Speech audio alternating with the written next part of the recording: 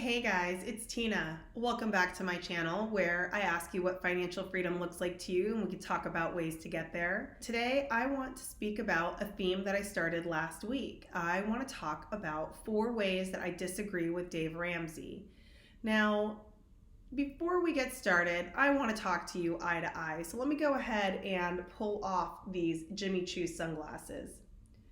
Why am I wearing these, you might ask? Well, that's because I acquired these with my credit card reward points. Dave is adamant that you should not have a credit card, and I can absolutely see where he's coming from. The debt cycle in America in particular is outrageous, and people don't even believe any longer, myself having been one of these individuals for many years, that you can actually be debt-free. So when he says to have a plastic-ectomy, or however he says that, I can understand where he's coming from because credit cards can be evil for a certain kind of person. Me, I did get rid of several of my credit cards. However, I still retain one of them. It's the one that had the best rewards and the best interest rates. My husband did the same thing. Now, the interest rates don't really play a part for us because we have a very firm rule that anything we purchase with our credit cards, we must already have the cash on hand to pay for that.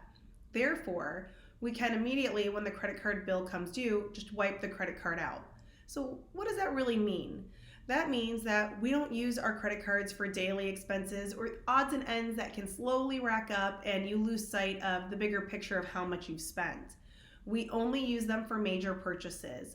So perhaps airfare to a foreign country where we know it's going to be $6,000, maybe for a new laptop, maybe for an expensive trip that we're going on, maybe for an expensive repair to the house. Let's say you had to replace your furnace and you had the cash in your emergency fund. I would say, well, use your credit card, get the rewards for it, and then promptly pay off your credit card.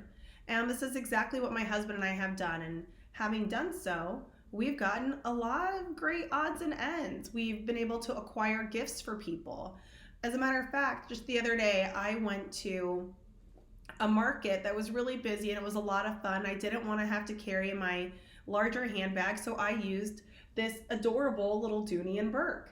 Why do I show this to you? Because this I also acquired with rewards points. As a matter of fact, I was very curious how many steps I took while I was there. So what did I use? My Fitbit Alta, which I also acquired with reward points. So ultimately what I'm saying is the system is put in place to trap you, but if you're smart and you're disciplined, you can use some of the tactics of the system to your benefit. The Jimmy Choo sunglasses that I wore at the beginning of this video are $400 at Neiman Marcus. And yeah, it took a lot of my reward points, but I didn't pay a cent for those. And I can also say that there are many times I've acquired things through my reward points that ended up being gifts for other people.